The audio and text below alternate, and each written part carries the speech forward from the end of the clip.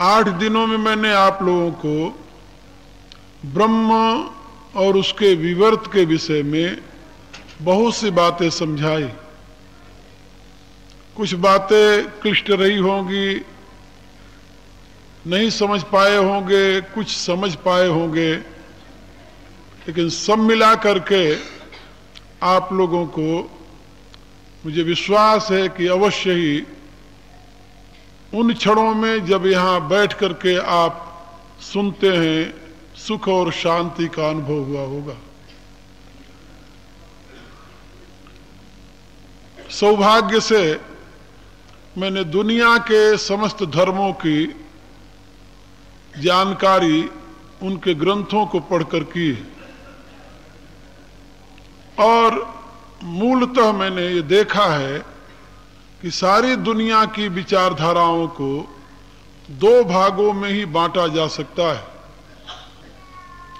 प्राचीनतम इतिहास के आधार पर एक विचारधारा वैदिक है और दूसरी विचारधारा अवैदिक है।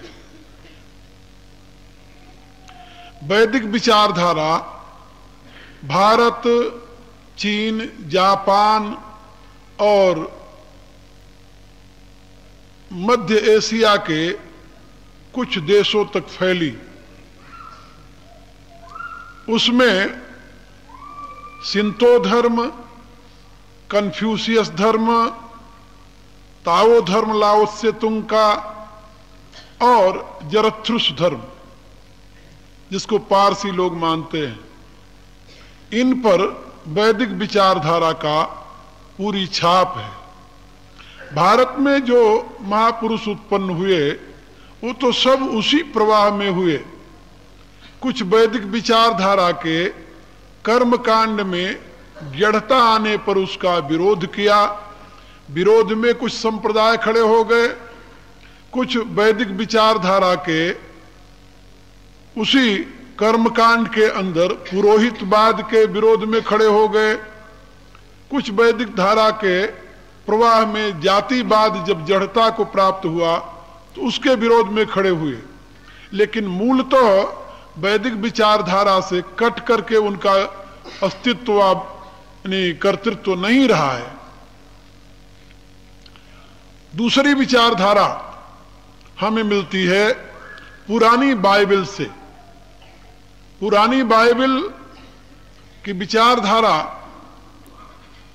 थोड़े से अंतर के साथ आज से लगभग 2000 वर्ष पूर्व ईसाई मत के रूप में सामने आई। यहूदी और ईसाई मत में कोई सिद्धांत भेद नहीं है।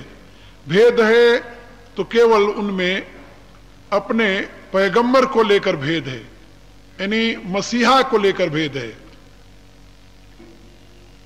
पुरानी बाइबल के मानने वाले मौसेस को अपना सेवियर मानते हैं और नई बाइबल को मानने वाले जेसस क्राइस्ट को अपना सेवियर मानते हैं। लेकिन मूलतः सिद्धांतः यहूदी विचारधारा का ही वह एक रूप है।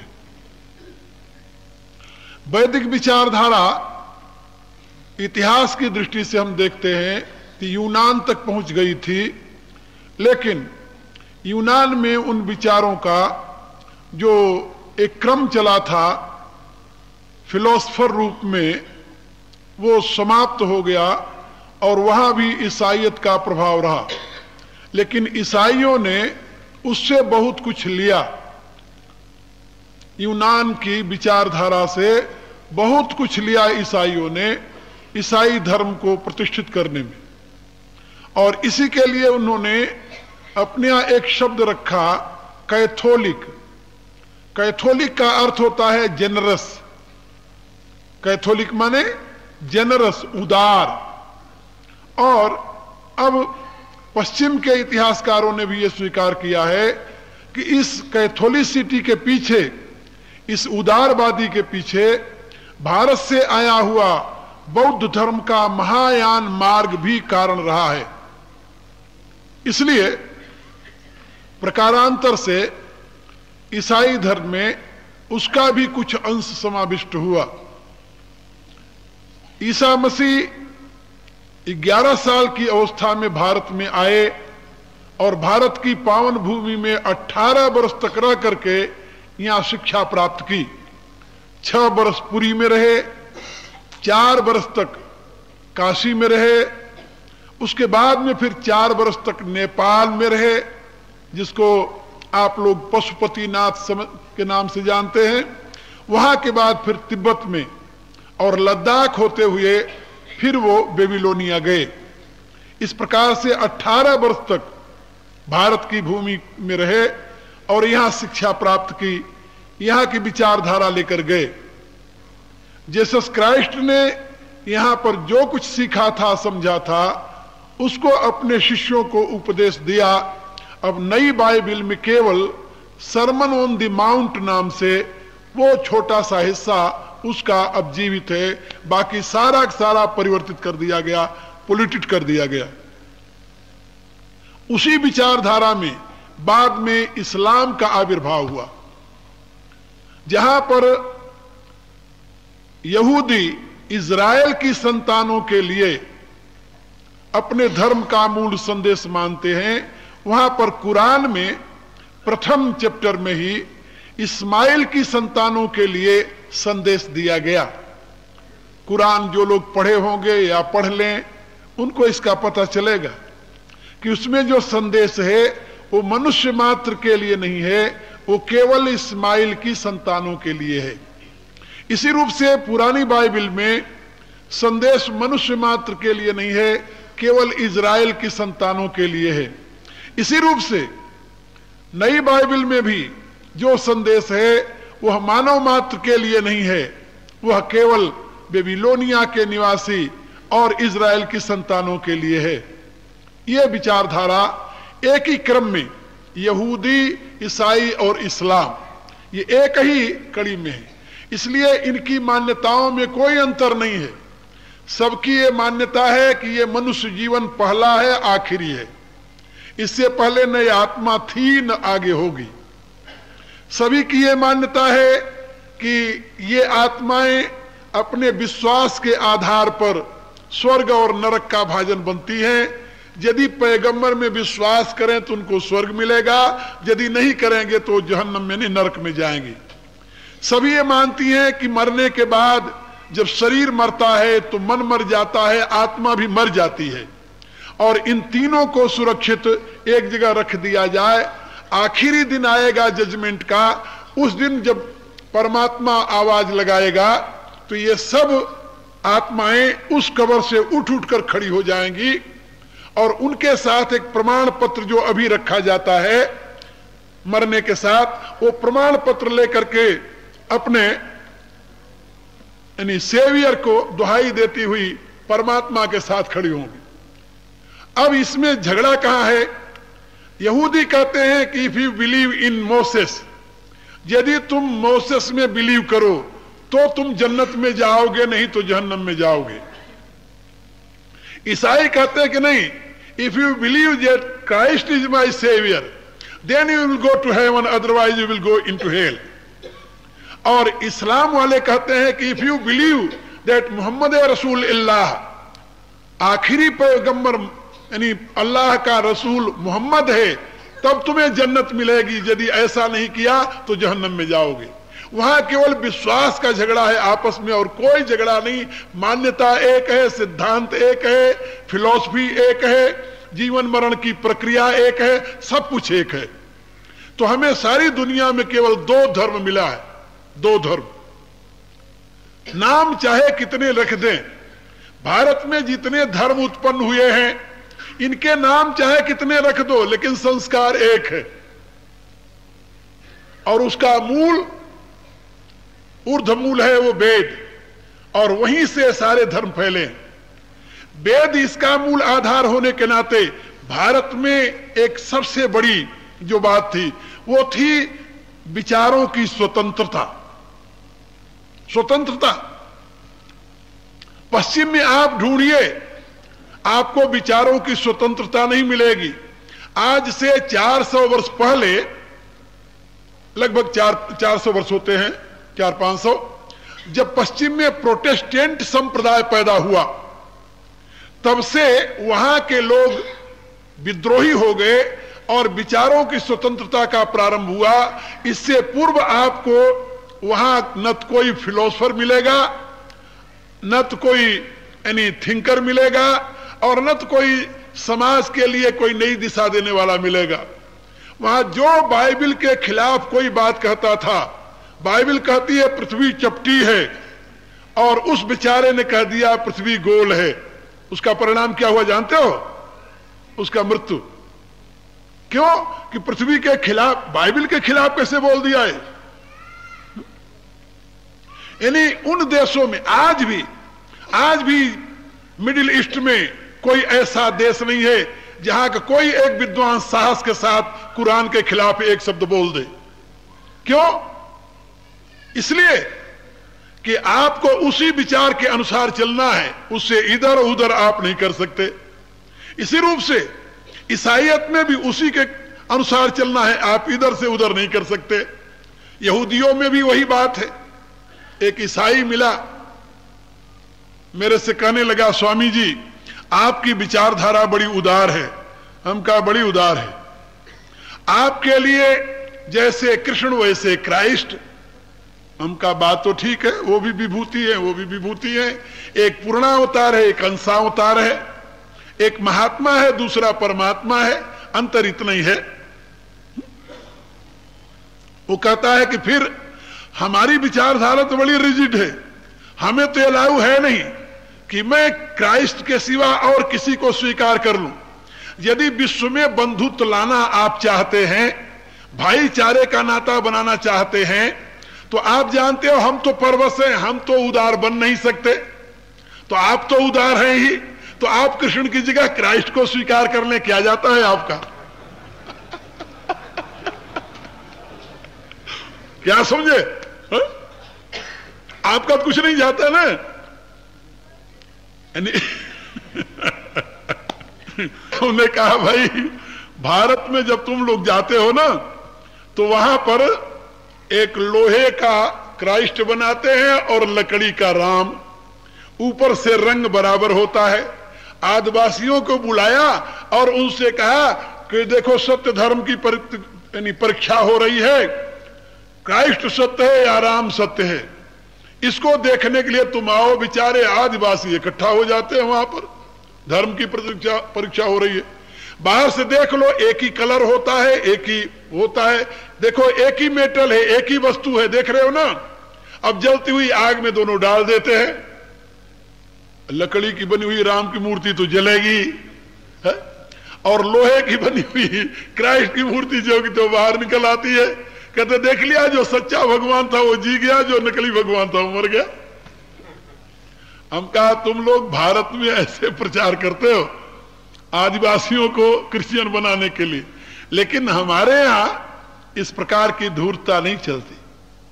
यानी मेरे कहने के प्राय कि भारत में वैदिक काल से लेकर अब तक ये अनवरत एक श्रृंखला चली आ रही है स्वतंत्र विचारकों की, और उन विचारकों की श्रेणी ने ही भारत को आज दिन तक अमर बनाए रखा। अमर, यदि विचारों की पाबंदी हो जाती तो भारत भी मर जाता, ये आज जीवित न रहता। लेकिन हमारे ऋषियों ने, हमारे आचार्यों ने, हमारे अवतारों ने हमें यह सीख दी कि तुम्हारे लक्ष्य में तो एकता होनी चाहिए, लेकिन मार्ग की भिन्नता स्वाभाविक है। क्यों स्वाभाविक है? इसलिए स्वाभाविक है कि हर एक व्यक्ति का अपने विचार करने का ढंग है, उसकी स्टेट ऑफ माइंड अलग है। हम जिस स्तर से सोचेंगे, एक बच्चा उस स्तर से तो नहीं सोच सकता। एक परिवार में 4 व्यक्ति हैं, एक तो बूढ़ा पितामह बैठा हुआ है, एक जवान पिता बैठा हुआ है, किसी किसी घर में पर पितामह भी मिल जाते हैं आपको, और फिर उसके बच्चे हैं, उसमें बड़ा बच्चा है, छोटा बच्चा है। अब एक ही परिवार में 4 अवस्थाओं के लोग बैठे हुए हैं, क्या आप समझते हैं उनकी विचारधारा एक हो जाएगी? नहीं होगी। विचारधारा एक नहीं है, इसलिए सबको अलग अलग हो जाना चाहिए। ये कौन सी अकलमंदी है? विचार की भिन्नता है तो उनमें लड़ाई होनी चाहिए, संघर्ष होना चाहिए। ना ना, ये अकलमंदी तो नहीं ना। बुद्धिमत्ता किसमें है? इस समझने में कि भाई भगवान ने यदि एक विचारधारा की महिमा स्वीकार करता तो हर एक की खोपड़ी में बुद्धि तो न रखता, बाकी सबको यानी ब्लैंक छोड़ देता, एक के दिमाग में बुद्धि रख देता कि भाई तू प्रचार किया कर या तू काम किया कर, बाकी सब तुम्हें फॉलो करेंगे। ऐसी बात नहीं थी। भारतीय वैदिक ऋषियों ने स्वीकार किया कि लक्ष्य की एकता और विचार की भिन्नता ये मानव के विकास में आवश्यक है। लक्ष्य भिन्न हो नहीं सकता हमारा आपका, असंभव है, किसी भी काल में नहीं हो सकता। और विचार की एकता, साम्यता तो हो सकती है लेकिन एकता नहीं हो सकती। साम्यता और एकता में क्या अंतर है? साम्यता और एकता में क्या अंतर है, जरा इसे समझ लो। हमारी दृष्टि लक्ष्य पर है, आपकी दृष्टि लक्ष्य पर है, दो और हैं उनकी भी दृष्टि लक्ष्य पर है। यदि लक्ष्य पर दृष्टि है तो हमारे आपकी विचार में भिन्नता होते भी साम्यता है। ये बात समझे? लक्ष्यनिष्ठ विचारों में साम्यता होती है और अहमनिष्ठ विचारों में भिन्नता होती है। ये बात समझे? तो भारतीय ऋषियों ने हमें समझाया कि लक्ष्य की एकता में आस्था रखते हुए विचार वैभिन्न को तुम स्वीकार करो। इसीलिए हमारे यहां एक ही ग्रंथ में अनेक प्रकार के विचारकों की विचारधारा का समावेश आपको मिलेगा। भगवान तो सबके होते हैं ना, इसलिए किसी एक की बात की पुष्टि नहीं करते। एक दिन मैंने बताया था, भगवान राम के पास ऋषि लोग एकत्रित हुए प्रार्थना करते हुए। कोई उसमें अद्वैतवादी थे, कोई द्वैतवादी थे, कोई विशिष्टाद्वैतवादी थे। सबने प्रार्थना की कि भगवान हम लोगों की एक शंका है। कहा शंका क्या है? कहा आप बताइए कि सही सिद्धांत क्या है, वेद का सार क्या है? कहा मैं समझा नहीं, क्या कहना चाहते हो आप लोग? कहा महाराज कुछ लोग मानते हैं कि ब्रह्म और जीव एक है, कुछ मानते हैं ब्रह्म जीव अलग है, कुछ मानते हैं ब्रह्म जीव का यानी देही है और जीव उसका देह है। इसमें सत्य क्या है? भगवान ने कहा कि मैं यदि किसी का समर्थन कर दूं तो ये होगा कि भगवान की बात तो परम सत्य है। उन्होंने कोई उत्तर न देकर के अपने प्रिय भक्त और प्रिय शिष्य हनुमान जी बगल में बैठे थे, उनसे पूछ लिया, क्यों हनुमान,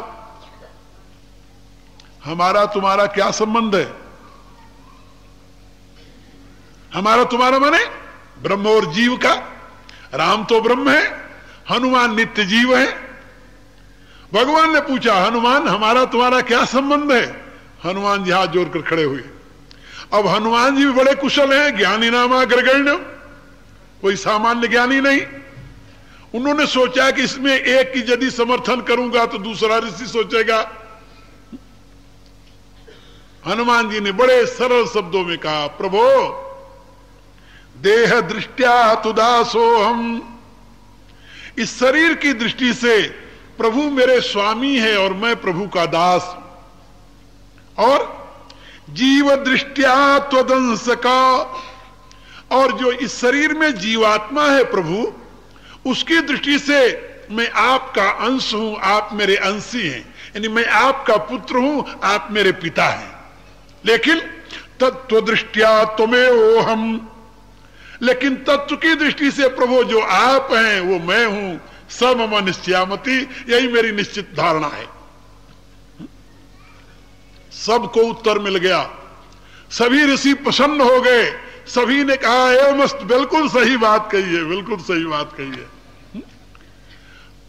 मेरे कहने का अभिप्राय कि इस प्रकार से द्वैत अद्वैत, अद्वैत द्वैत और विशिष्टाद्वैत, या और भी कोई सिद्धांत बना लो, सब उसमें खप गए। रामायण में हम देखते हैं भगवान का अवतार एक रूप में नहीं होता, 4 रूप में होता है। क्यों भाई? महाराज मनु ने भगवान को अपने पुत्र के रूप में प्राप्त करने की आकांक्षा व्यक्त की थी। चाहूं तुम्हें समान सुत प्रभु सन को न दुराओ, मुझे आप ऐसा एक पुत्र चाहिए। भगवान ने कहा एवमस्तु, ऐसा ही होगा, मेरे जैसा तुम्हारे एक पुत्र होगा। कह तो दिया, लेकिन बाद में भगवान को याद आई कि ये मैंने क्या कह दिया। हा? मेरे ऐसा इसको पुत्र होगा तो मेरे ऐसा कौन है दुनिया में? अरे ईश्वर तो एक ही, परमात्मा तो एक ही है ना, ब्रह्म तो एक है, ब्रह्म ऐसा दूसरा कोई ब्रह्म तो है नहीं। तो कह दिया, अब पूर्ति भी करनी है।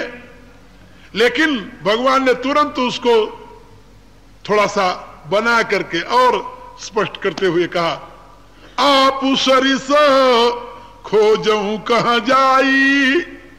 ये नहीं कहा कि मेरे समान दुनिया में दूसरा नहीं है, ये भी नहीं कहा। नहीं, क्या कहा? आप सरिस खोजऊं कहां जाई, मैं अपने जैसा कहां जाकर खोजूं। इसलिए नृपतवत नया हो मैं आई, हे राजन मैं स्वयं तुम्हारा पुत्र हो जाऊंगा, तुम्हारा पुत्र बनूंगा आकर। ये 2 बातें कह दी। पहले कह दिया एवमस्तु, मेरे जैसा पुत्र होगा, दोबारा कह दिया मैं ही तुम्हारा पुत्र होऊंगा। ये क्यों कहा? कहा मनु ने चाहा तो यही था कि भगवान मेरे पुत्र हो जाएं, लेकिन उनकी हिम्मत नहीं पड़ी कहने की, नहीं पड़ी कहने की। इसलिए प्रार्थना करते हुए उन्होंने कहा, दान शिरोमणि कृपा निधि नाथ कहूं सती भाऊ। हे दान शिरोमणि, हे कृपा निधान, हे मेरे स्वामी, मैं आपसे सत्य भाव, मेरे अंतर का जो भाव है वो सत्य मैं आपसे कहता हूं। कहो, चाहूं तुम्हें, मैं आपको चाहता हूं। किस रूप में चाहते हो? अब जब पुत्र कहने का बारी आई, कहने की बारी आई तो हिम्मत नहीं पड़ी। मैं परमात्मा को कह दूं मेरा पुत्र बन जा, तो हिम्मत न पड़ने के नाते उन्होंने बीच में एक शब्द लगा दिया, समान सुत। कह दिया चाहो तुम्हें, लेकिन जब बीच में समान कह दिया तो भगवान मुस्कुराने लगे कि चूक गया ये भगत। लेकिन अब कह दिया समान सुत, समान सुत कह दिया, लेकिन अब अंतर की अपनी चूक याद आई। प्रभु के सामने सर्वस्व समर्पित करते हुए क्या कहा, प्रभु सन को न दुराऊ, आपसे क्या छुपा है नाथ, मैं क्या चाहता हूं। भगवान ने कहा एवमस्तु, देखी प्रीति सुनी बचन अमोले। अमोले माने चाह अंदर कुछ और है, डर के मारे कुछ और निकल रहा है, फिर भी आखिर में कही दिया कि आपसे क्या छुपा हुआ है।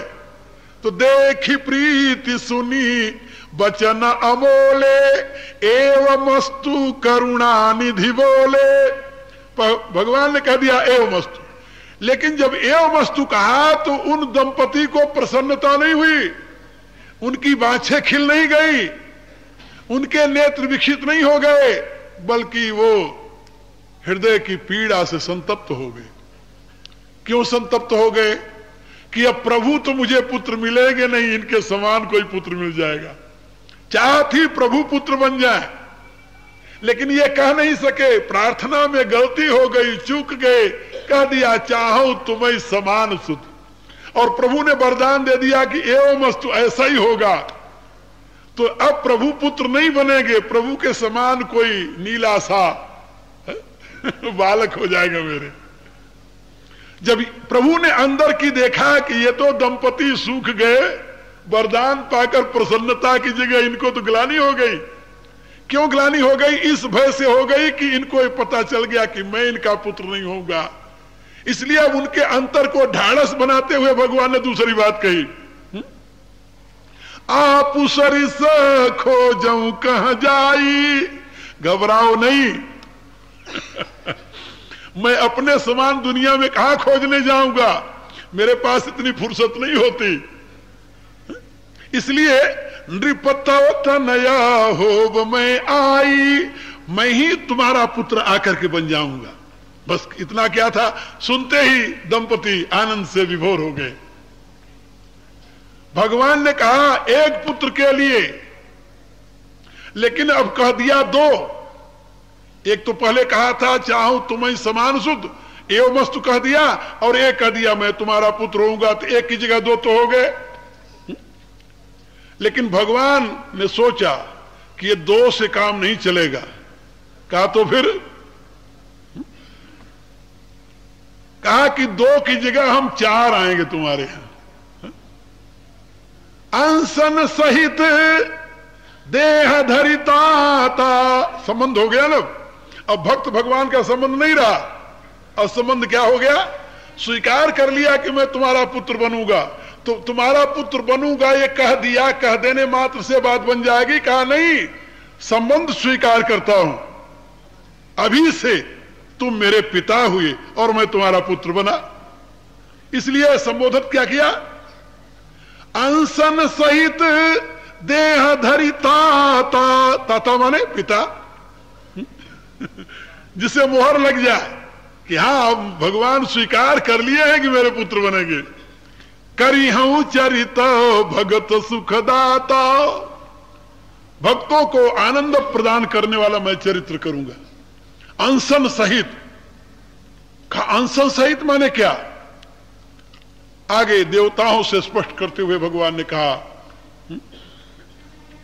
तिनके गृह अवतरी हूं जाई, अंसन सहित सुचार्यु भाई। इसका अभिप्राय एक नहीं, एक माने तो चार मिले। मैंने अपने एक पद में कहा है कि एक फल याचक को चार ही फल देते हैं। भगवान से एक फल मांगो तो चार देते हैं, प्रसन्न हो जाए। मांगा एक पुत्र, भगवान ने कहा मैं चार आऊंगा, घबराओ नहीं। प्रसन्नता हुई। भगवान चार रूपों में क्यों आए? कहा, उन्होंने कहा मैं अंशन सहित आऊंगा, तो ब्रह्म के अंश चार हैं, यानी तीन अंश हैं, एक ब्रह्म है। तीन अंश कौन कौन से हैं भाई? उपनिषद पढ़िए, वेद पढ़िए, उसमें आपको मिलेगा पादोस्य विश्वाभूतांत्र पादस्यामृतं देवी। और उसी की व्याख्या मांडुक्य उपनिषद में की गई कि स आत्मा चतुष्पाद, वह ब्रह्म चतुष्पाद है, तीन उसके अंश हैं। कौन कौन? कहा विश्व, तेजस और प्राज्ञ। विश्व, तेजस और प्राज्ञ ये अंश हैं, और ब्रह्म अंशी है। और विश्व, तेजस, प्राज्ञ से ही ये त्रिविध शक्तियों का आविर्भाव होता है, जिसको जागृत, स्वप्न और सुषुप्ति कहते हैं। और ब्राह्मी शक्ति का नाम है तुरिया। तो जागृत, स्वप्न, सुषुप्ति और तुरिया, ये त्रिविध चतुर्विध शक्तियों के जो अधिपति हैं वो विश्व, तेजस, प्राज्ञ और ब्रह्म है। भगवान ने कहा मैं अपने अंशों सहित आऊंगा, माने विश्व, तेजस और प्राज्ञ के सहित मैं आऊंगा। मैं ब्रह्म हूं, ब्रह्म तो परमात्मा है। अब भगवान चार रूपों में आए। मैं आप लोगों को क्या बताना चाहता हूं जानते हो? कि विचार की भिन्नता और लक्ष्य की एकता का हमारे इस भारत भूमि में हमेशा स्वागत होता रहा है। हमारे अवतार, हमारे ऋषि, हमारे महापुरुष, हमारे विशिष्ट विभूतियों ने यहां पर हर एक व्यक्ति को यह बताया कि विचार तुम्हारे स्वतंत्र होने चाहिए, लेकिन लक्ष्य में कहीं गड़बड़ ना हो। भगवान 4 रूपों में आए और देखिए रामायण में चारों के विचार अपने स्वतंत्र हैं। जो बात राम मानते हैं वो लक्ष्मण नहीं मानते, जो लक्ष्मण मानते हैं वो भरत नहीं मानते, जो भरत मानते हैं रिपुसूदन नहीं मानते। ये चारों की विचारधारा स्वतंत्र है, चारों की। किसी भी विषय पर देखिए। एक बार एक सज्जन मेरे से पूछने लगे, स्वामी जी ये आपके सनातन धर्म में आखिर शाश्वत सत्य नियम क्या है? जैसे भाई कहा, आपके सनातन धर्म में हमने सुना है मातृदेवो भव, पितृदेवो भव, आचार्य देवो भव, इनके प्रति जो आदर रखता है वो धर्मात्मा है। बिल्कुल सही बात है, लेकिन मैंने आपकी रामायण में पढ़ा है कि माता को, पिता को, आचार्य की भी उपेक्षा करने वाले को भी लोग धर्मात्मा कहते हैं। मैं समझ गया कि क्या कहना चाहते हैं। हम कहा कोई प्रमाण तुम्हारे पास है? प्रमाण है? क्या आप नहीं जानते होंगे? मैं भी जानता हूं। फिर ये बात कैसे बनी? माता पिता गुरु की बात मानने वाला धर्मात्मा है, माता पिता गुरु को अस्वीकार करने वाला धर्मात्मा है,